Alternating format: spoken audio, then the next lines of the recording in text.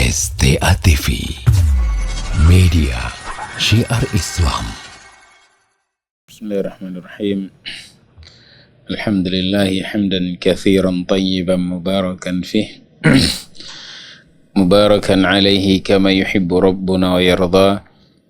Wa ashhadu an la ilaha illallah wahdahu la syarika lah wa ashhadu anna Muhammadan abduhu wa rasuluh sallallahu alaihi wa ala alihi wa ashabihi wa man tabi'ahum bi ihsanin ila yaumiddin, amma ba'd. Innama tu'aduna la'atin wa ma antum bimu'jizin. Allahumma 'allimna ma yanfa'una wanfa'na bima 'allamtana wa zidna ilma. Ma'asyiral muslimin wal muslimat, para pendengar radio Syiar Tauhid, semoga Allah Subhanahu wa taala merahmati kita semuanya.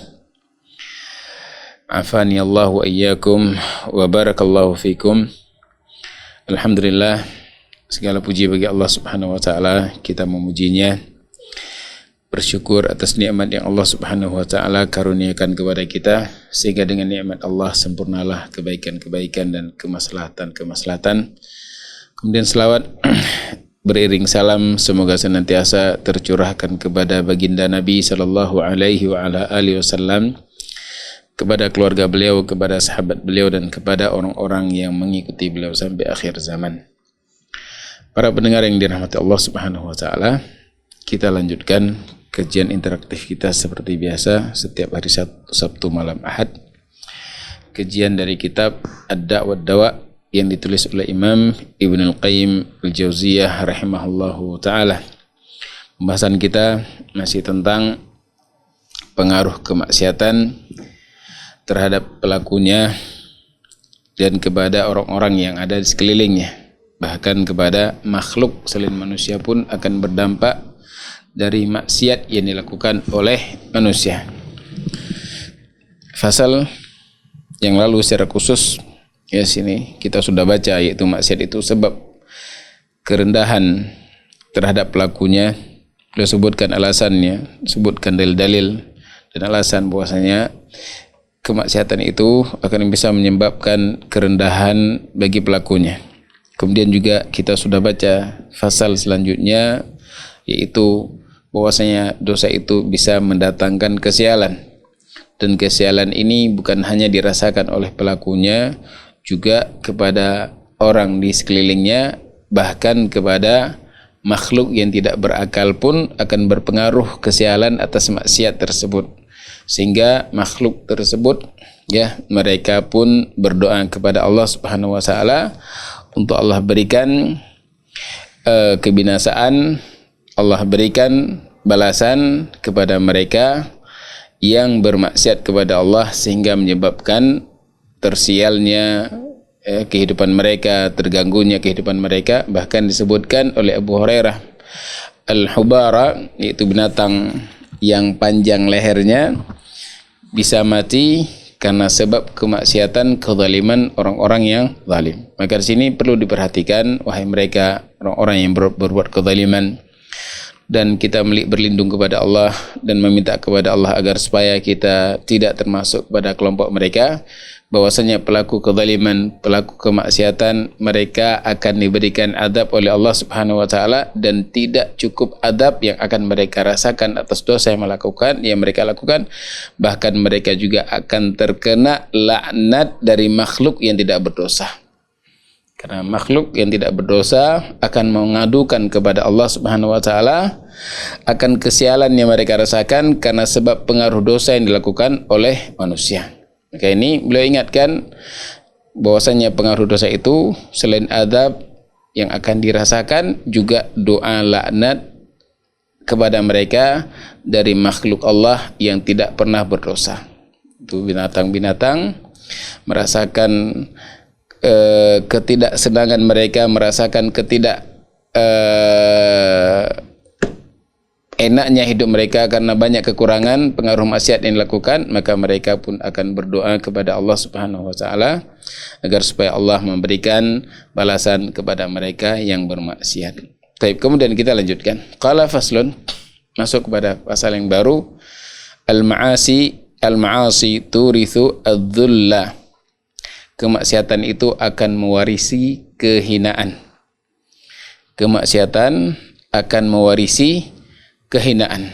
Dan kita khawatir kehinaan itu akan terus ada pada mereka yang bermaksiat.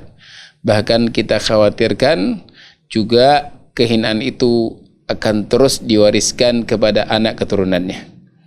Ini yang sangat kita khawatirkan, karena ketika seorang ditimpakan kehinaan oleh Allah Subhanahu wa taala karena kemaksiatan yang dia lakukan, maka apa yang ada di bawah mereka, anak-anak mereka, istri-istri mereka juga akan merasakan, akan hidup dalam keadaan penuh dengan kehinaan.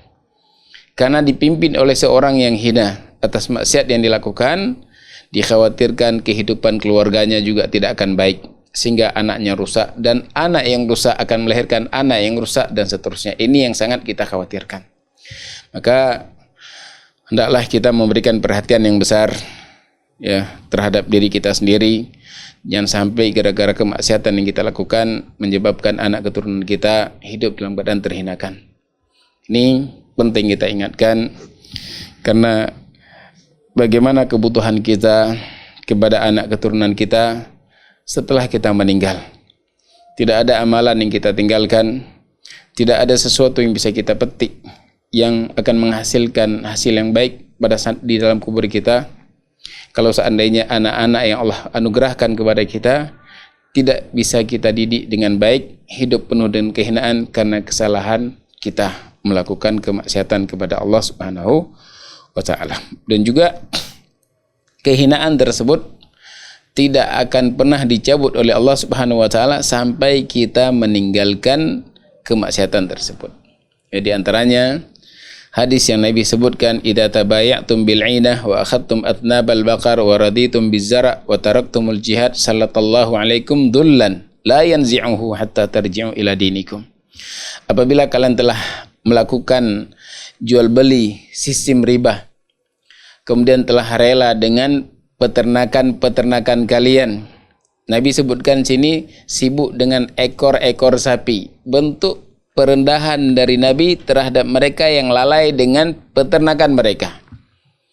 Ya, sibuk dengan ekor-ekor sapi dan sibuk dengan pertanian mereka, kemudian mereka meninggalkan jihad secara umum, masuk ke dalamnya menuntut ilmu, masuk ke dalamnya melawan hawa nafsu, masuk ke dalamnya berperang melawan syaitan, dan masuk dalamnya berperang melawan musuh-musuh Allah Subhanahu wa taala. Tersibukkan kita dengan riba, tersibukkan kita dengan pertanian dan peternakan kita, tersibukkan dengan perdagangan kita, sehingga melalaikan kita dari berjihad bersungguh-sungguh di jalan Allah Subhanahu wa taala. Maka Allah akan timpakan kehinaan, maksiat, riba, maksiat, sibuk dengan pertanian, peternakan, bisnis, sehingga melalaikan dia dari ingat Allah, melalaikan dia dari kewajiban yang Allah Subhanahu wa taala telah wajibkan kepadanya. Maka Allah akan timpakan kehinaan kepada dia, la yanzi'uhu. Allah tidak akan pernah mencabut kehinaan tersebut hatta tarji'u ila dinikum, sampai kalian kembali kepada agama kalian, kembali bertobat kepada Allah, kembali melaksanakan kewajiban yang Allah wajibkan, memperhatikan perkara agama, belajar kembali apa yang tidak tahu, apa hak-hak Allah yang wajib kita ketahui, kita kaji kembali, kita belajar lagi agar supaya hak Allah benar-benar kita tunaikan, tidak ada satu hak Allah pun yang kita lalaikan. Kemudian kata beliau, wa minha annal ma'siyah turithu dhulla wala budda. Kata beliau bahwasanya maksiat itu akan mewarisi kehinaan, dan mesti kemaksiatan itu akan mewarisi kehinaan. Fa innal 'izza kullal 'izzi fi ta'atillah. Karena kemuliaan, seluruh kemuliaan itu hanya ada pada ketaatan kepada Allah Subhanahu wa taala. Maka mafhumnya kehinaan dan semua kehinaan adalah ada dalam bermaksiat kepada Allah Subhanahu wa taala.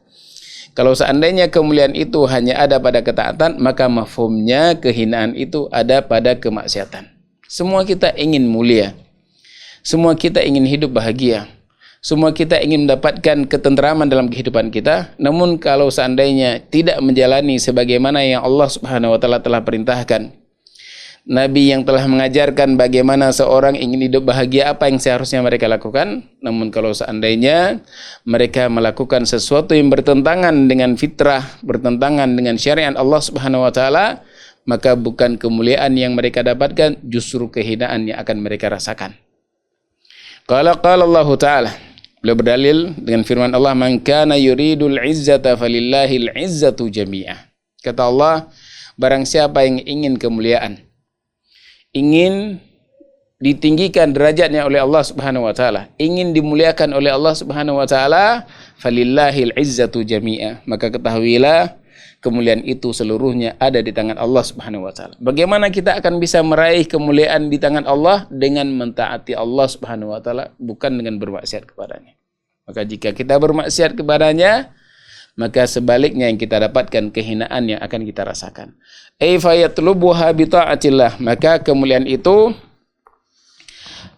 hendaklah orang yang ingin kemuliaan, hendaklah dia cari kemuliaan tersebut dengan mentaati Allah Subhanahu wa taala. Fa innahu la yajiduha illa fi ta'atihi.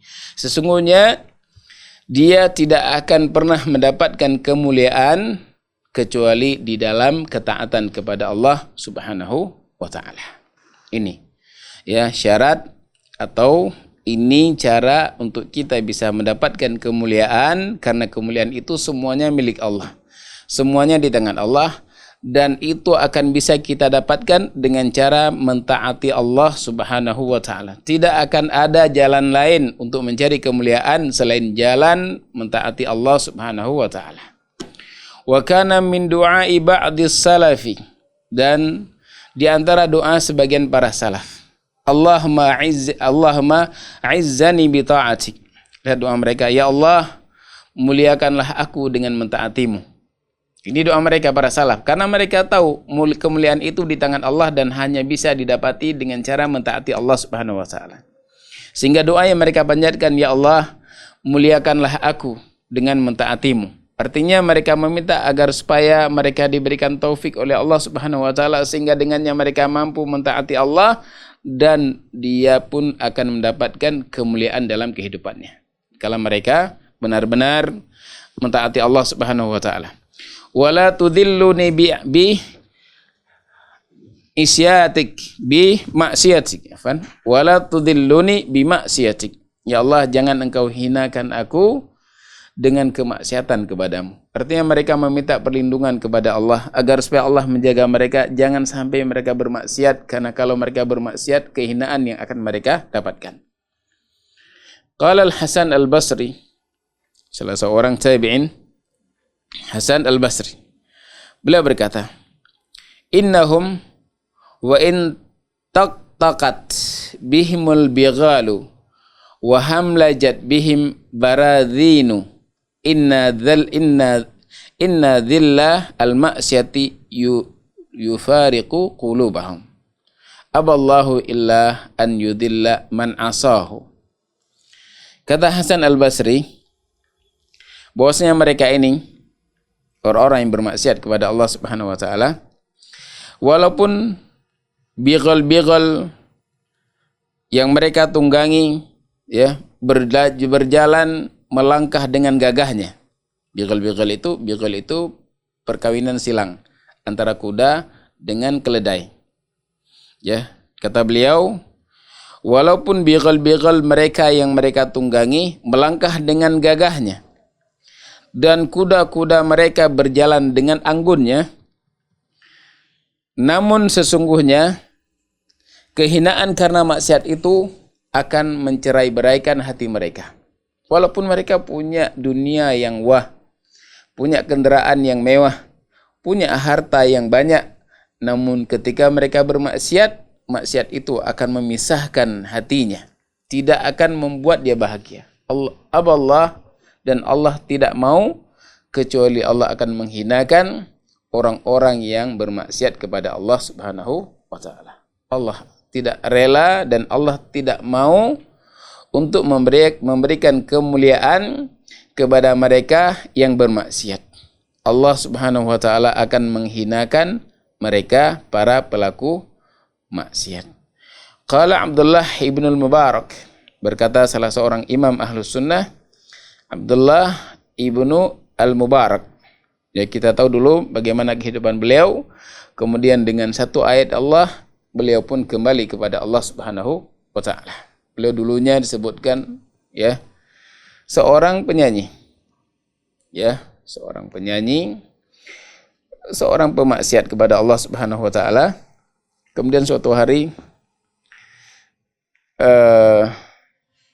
pada saat beliau mendengar sedang bermaksiat, ya, kemudian beliau mendengar ayat Allah dibaca, alam ya'ninil ladzina amanu an takhsha'a qulubuhum li dzikrillah. Belumkah sampai waktunya kepada kalian ya tunduk hatinya dengan mengingat Allah Subhanahu wa taala? Ketika mendengar ayat tersebut sama seperti lebih kurang seperti Fudail bin Iyad. Beliau pun mengatakan al-an, sekarang ya Allah. Kemudian beliau pun meninggalkan kehidupan yang jelek tersebut. Kemudian beliau belajar dan menjadi seorang imam Ahlus Sunnah, imam al-hadith, imam fil aqidah. Abdullah ibnu Mubarak Mujahid. Beliau punya kitabul jihad. Bagaimana beliau berjihad jalan Allah Subhanahu wa taala. Kata beliau, ra'aitud dunuba tumitul quluba wa qad yurithud dulla idmanuha. Kata beliau, aku melihat dosa-dosa, aku mendapati dosa-dosa, bahwasanya dosa-dosa itu bisa mematikan hati, menggelapkan hati, mematikan hati. Dan sungguh kecanduan kepada kemaksiatan tersebut akan mewariskan kehinaan. Kecanduan kepada kemaksiatan tersebut akan mewariskan kehinaan. Wa tarkud dzunubi hayatul qulubi. Kemudian meninggalkan dosa itu merupakan kehidupan hati. Mampunya kita meninggalkan dosa, maka akan membuat hati kita bercahaya. Wa khairul linafsika isyaduha. Dan itu lebih baik terhadap jiwamu daripada kemaksiatan yang kau lakukan. Wa hal afsadad dinu illal muluku wa ahbaru su'i wa ruhbanuha. Dan bukankah hal afsadad din, tidak ada yang merusak agama ini kecuali para raja-raja. Raja telah merusak agama. Kemudian siapa lagi yang merusak agama? Yaitu para ahbar su, yaitu ulama-ulama yang su, dan ahli ibadah yang tidak punya ilmu. Ini yang akan merusak agama. Itu raja, karena kerajaannya dia akan semena-mena, tidak peduli dengan urusan agama, dia hanya memperdulikan kerajaannya, ya, memperdulikan jabatannya, memperdulikan hartanya, sehingga agama mereka abaikan. Ini kebiasaan para muluk, para raja-raja dan tokoh-tokoh besar. Dan kemudian selanjutnya ulama su, ulama yang tidak mengamalkan ilmunya, ulama penjual agama, kemudian ahli ibadah yang tidak punya ilmu. Ini 3 kelompok manusia yang akan merusak agama. Baik, kemudian faslun, al-ma'asi tufsidul aqlah. Kemudian pasal selanjutnya, kemaksiatan itu bisa merusak akal. Kemaksiatan bisa merusak akal. Qala wa minha annal ma'asi tufsidul aqlah. Bahwasanya kemaksiatan itu akan bisa merusak akal. Fa inna lil aqli nuran. Kata beliau, sesungguhnya akal itu memiliki cahaya. Akal memiliki cahaya. Wal ma'siyah tudfi'u nural aqli wala budda. Dan kemaksiatan itu akan bisa memadamkan cahaya akal. Dan mesti ketika hati sudah gelap, sulit untuk bisa tembus hidayah. Hati sudah gelap, sulit untuk bisa beribadah.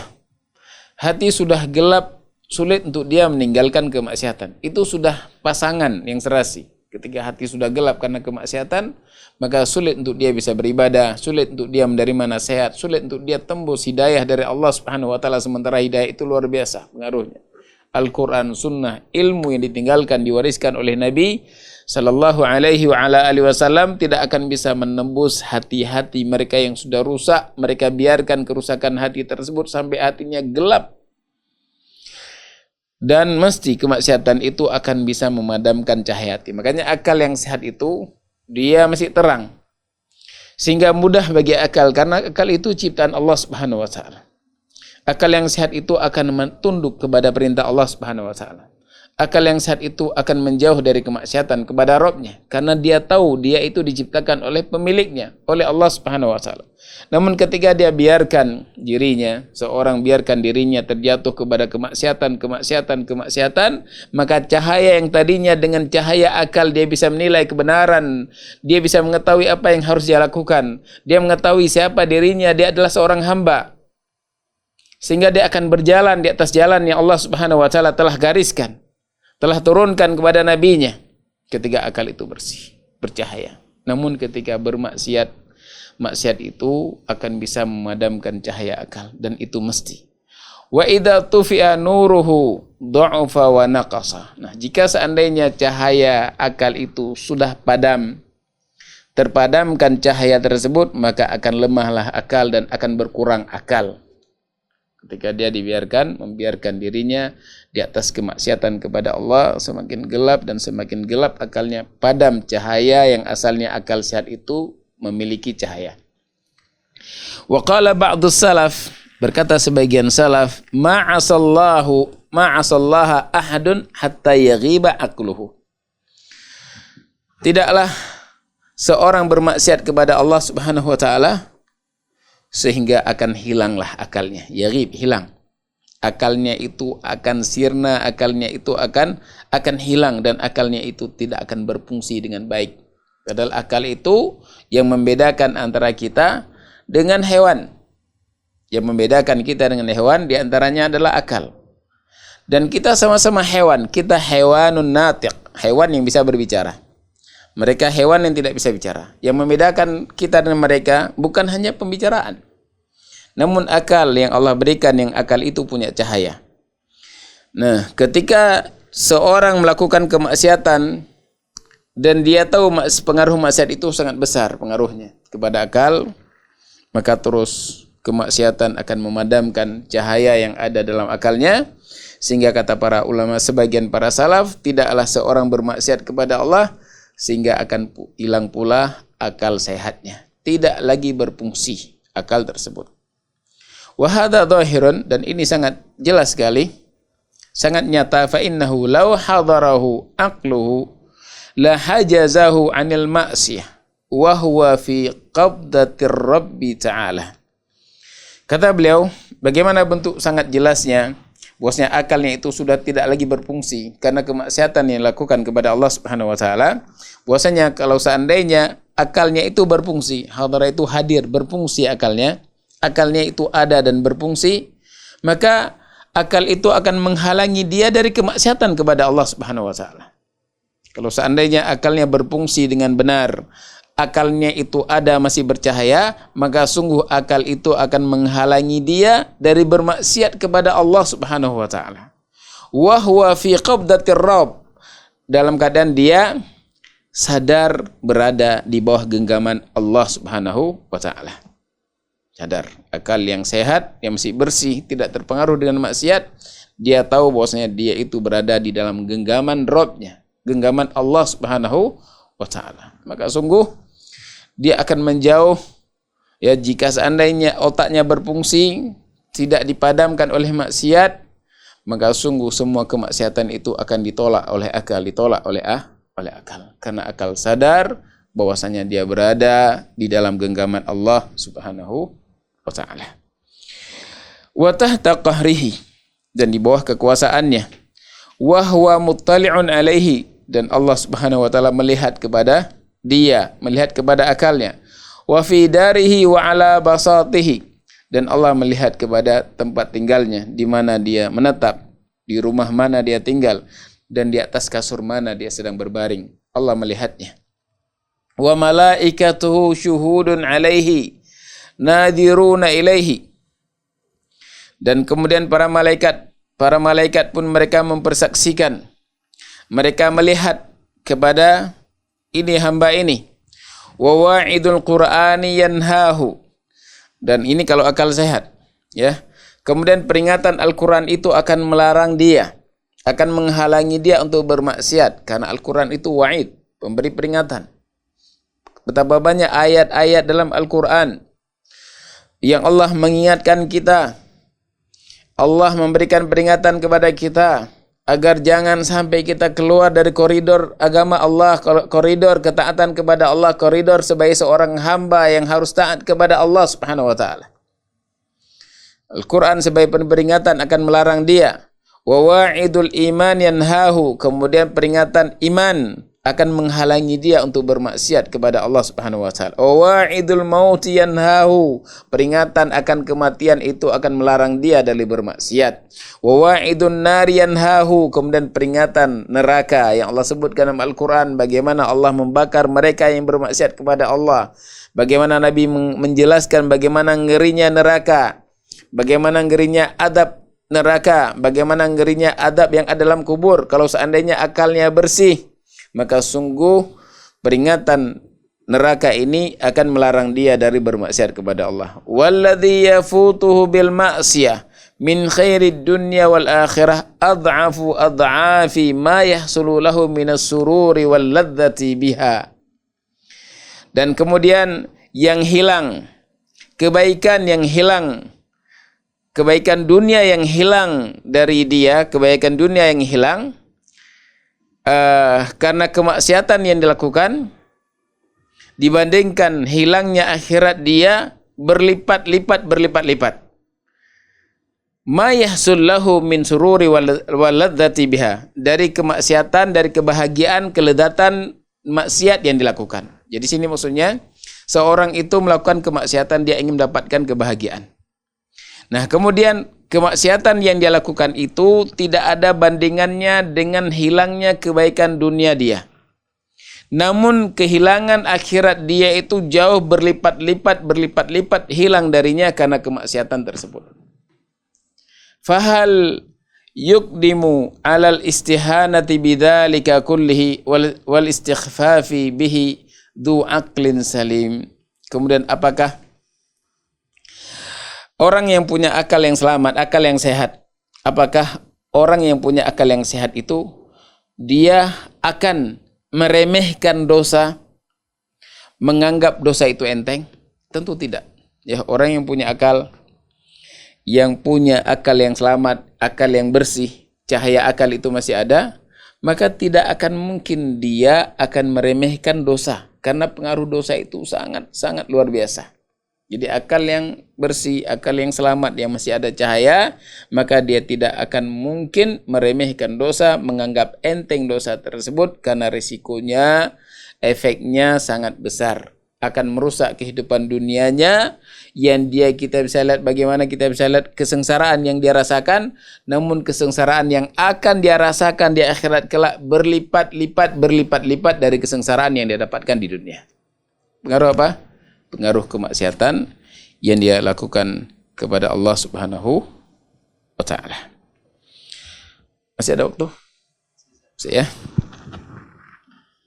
Baik, kemudian kita masuk kepada pasal yang baru. Qala,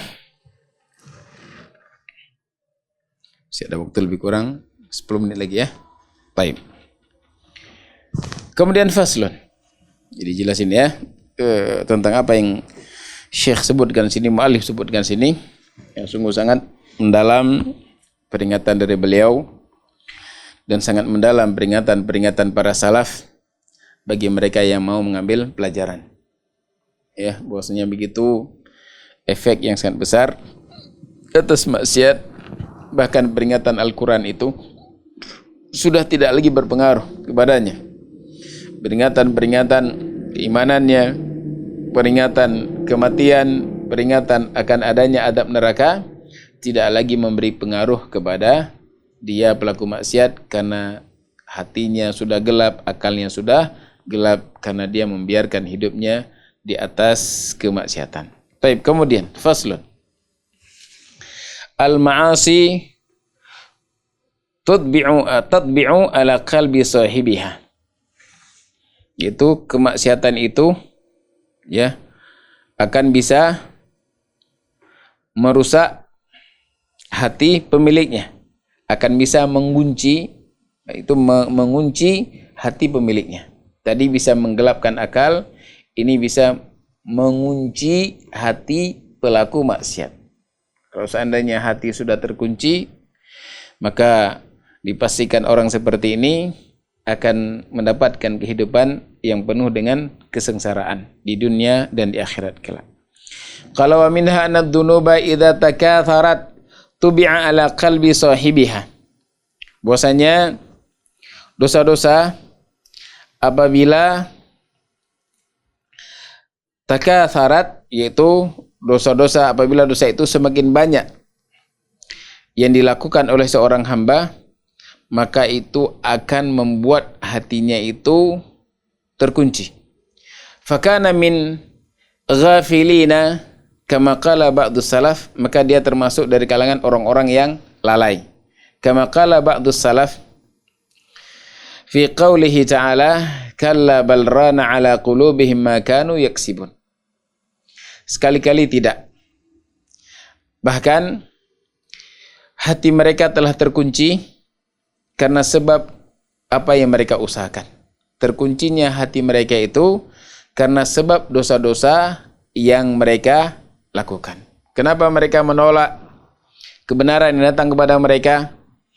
Menolak keimanan yang datang kepada mereka karena sebab dosa-dosa yang telah mereka lakukan, sehingga membuat hati mereka terkunci dan tertutup hati-hati mereka. Qala huwa dzambu ba'da dzamb, itu dosa setelah dosa. Dosa setelah dosa, maka itu bisa mengunci dan bisa membuat hati itu mati. Qala al-Hasan huwa dzambu 'ala dzamb, itu dosa di atas dosa, hatta ya'mal qalbu, sehingga hatinya itu menjadi buta karena sebab dosa yang mereka lakukan, sehingga menyebabkan tertutup rapat hati-hati mereka, membuat hati mereka menjadi buta. Ya, buta hati itu lebih parah daripada buta mata. Kalau buta hati itu sangat sulit untuk bisa seorang yang buta hati sangat sulit untuk dia bisa menerima kebaikan dan kebenaran. Adapun orang buta mata banyak kita dapati, bahkan mereka para penghafal Al-Quran, mereka orang-orang taat, bahkan banyak dari kalangan para ulama yang mereka kehilangan mata namun hati mereka bersih, ya, karena ketaatan mereka kepada Allah, ketakutan mereka kepada Allah, sehingga hati mereka cemerlang dan bersih. Dengan mudah mereka akan bisa tunduk hati mereka kepada Allah Subhanahu wa taala. Kemudian waqala ghairuhu lamma kathurat dunubuhum wa ma'asihim ahatat biqulubihim. Tatkala banyaknya dosa-dosa mereka, banyaknya kemaksiatan yang mereka lakukan, sehingga membuat maksiat tersebut bisa membuat terkuncinya hati-hati mereka. Wa aslu hadza anna al-qalba yasda'u minal ma'siyah. Dan sebabnya dan sumbernya, masalahnya adalah bahwasanya hati itu bisa berkarat karena sebab kemaksiatan. Yasda'u itu artinya berkarat. Hati itu bisa berkarat karena kemaksiatan yang dilakukan. Fa in zadat ghalaba sad'u hatta yasira ranan. Jika seandainya dosa itu semakin bertambah dan semakin banyak dan dosa itu lebih dominan, maka berkarat-karatan hati itu sehingga hati itu menjadi berkarat hatta yasira ranan. Kemudian menjadilah hati dia itu ranan masturan, tertutup, sehingga hatinya gelap dan tertutup. Summa yaglibu hatta yasira tab'an wa quflan wa khatman, sehingga kemaksiatan itu lebih condong, lebih dominan dalam kehidupannya, sehingga menjadikan hatinya itu terkunci, tertutup dan tidak terbuka. Fayasirul qalbu fi ghasyawatin wa ghilafin, sehingga hatinya itu menjadi keras dan menjadi tertutup. Fa in hasala lahu dzalika ba'dal huda wal basirah intakasa fasara a'lahu asfalahu. Nah, apabila terhasilkan yang seperti ini, setelah dia mendapatkan petunjuk, mendapatkan hidayah, setelah terang baginya hidayah, mengikuti jalan hidayah, kemudian dia bermaksiat, berbalik keadaannya, sehingga hatinya itu akan a'lahu asfalahu, yaitu yang atasnya menjadi bawahnya, sudah terbalik. Bagi mereka yang sudah pernah dapat hidayah, sudah berjalan di atas jalan hidayah, kemudian dia bermaksiat, menyimpang dari hidayah tersebut, bermaksiat, kemudian akan terbaliklah hatinya yang tinggi menjadi rendah. Hina idin yatawallahu aduwuhu wa yasuqu haitsu arad. Maka pada saat itulah iblis, yaitu musuhnya, akan menguasai dia, dan iblis itu akan menggiring dia kemana yang dia inginkan. Ini pengaruh dosa. Ketika hati sudah terkunci, sudah tertutup rapat karena kemaksiatan yang dia lakukan, maka pada saat itulah iblis akan menggiring dia. Iblis itu akan menjadi wali dia dan akan menggiring kemana iblis inginkan orang itu untuk digiring. Wal'iyadzubillah. Ya, ini pengaruh maksiat yang sangat mengerikan, dan semoga Allah Subhanahu wa taala menjaga kita, melindungi kita, memberikan kepada kita taufik agar supaya kita bisa berjalan di atas jalan hidayah, dan Allah Subhanahu wa taala menjaga kita dari penyimpangan-penyimpangan, dari berbagai macam kemaksiatan. Kalau seandainya Allah tidak menjaga kita, maka sungguh kita akan terjerumus, ya, kita akan terkalahkan oleh hawa nafsu kita, akan digiring oleh syaitan, oleh iblis kemana yang dia inginkan. Maka hanya kepada Allah kita meminta, selain kita berusaha meminta kepada Allah, juga berusaha belajar, kemudian berdoa kepada Allah Subhanahu wa taala agar bisa istiqomah di atas jalannya. Tapi mungkin untuk malam hari ini yang bisa kita sampaikan, ya, lebih dan kurang kami mohon maaf dan kami kembalikan kepada Allah.